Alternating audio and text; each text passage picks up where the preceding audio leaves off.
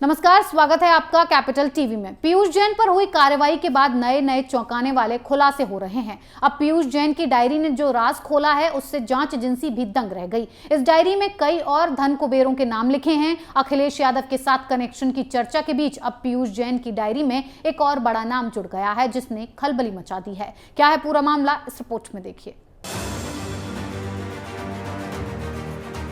पीयूष जैन के ठिकानों पर ताबड़तोड़ छापेमारी के बाद देश की सियासत भी गर्मा गई है।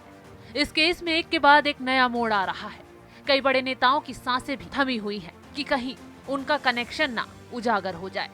तो वहीं पीयूष जैन के समाजवादी पार्टी से संबंधों की बात भी उछाली जा रही है।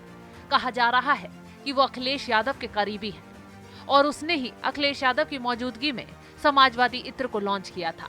अब इस मामले में मध्य प्रदेश में भी सुगबुगाहट शुरू हो गई है, क्योंकि पीयूष जैन के घर छापेमारी में नोटों के बंडलों के साथ साथ एक डायरी भी बरामद हुई है। इस डायरी में एक और बड़ा नाम जुड़ गया है। जैन के ठिकानों पर डायरेक्टरेट जनरल ऑफ इंटेलिजेंस की रेड में मिले इनपुट के बाद सीजीएसटी ने भोपाल में भी कार्रवाई को अंजाम दिया। दरअसल इत्र व्यापारी पीयूष जैन की डायरी में एक बड़े कारोबारी का नाम सामने आया, जिससे यहाँ भी खलबली मच गई। इत्र कारोबारी पीयूष जैन के ठिकानों पर डायरेक्टरेट जनरल ऑफ इंटेलिजेंस की ओर से छापेमारी की गई थी। जैन के ठिकानों पर डायरेक्टरेट जनरल ऑफ इंटेलिजेंस की रेड में मिले इनपुट के बाद सीजीएसटी ने भोपाल में भी कार्रवाई की। मिले इनपुट के आधार पर सीजीएसटी की एक टीम ने बुधवार को भोपाल में एक कारोबारी के ठिकानों पर जाकर जांच की।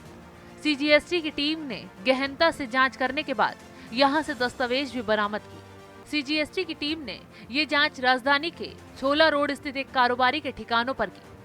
बताया जा रहा है कि भोपाल के पान मसालों के एक बड़े थोक व्यापारी से इत्र कारोबारी पीयूष जैन के तार जुड़े मिले हैं, जिसकी वजह से अब इस कारोबारी पर गाज गिरी है।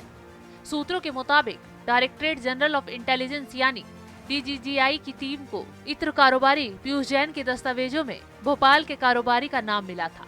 ये नाम पान मसालों के एक बड़े थोक व्यापारी का है। इसी के आधार पर सीजीएसटी की टीम उस कारोबारी के यहाँ गई। डीजीजीआई के इनपुट के आधार पर ही सीजीएसटी टीम ने यहाँ पर जांच भी की, जिसमें कई दस्तावेज तो बरामद हुए ही, साथ ही कई खुलासे भी हुए हैं। लेकिन ये कारोबारी अभी है कौन, इसके नाम का खुलासा नहीं किया गया है। जल्द ही इस व्यापारी के काले चिट्ठे भी सामने आ जाएंगे। तो इस तरह से पीयूष जैन के काले धन की जांच की आंच अब मध्य प्रदेश तक भी पहुंच गई है, जिसमें एक बड़ा कारोबारी सीजीएसटी की टीम की रडार पर आ गया है, जिससे दस्तावेज भी बरामद किए गए हैं और अब इन दस्तावेजों के आधार पर टीम आगे की बड़ी कार्रवाई को अंजाम देगी और खुलासा भी करेगी। इस खबर में फिलहाल इतना ही। बने रहिए कैपिटल टीवी के साथ। जय हिंद।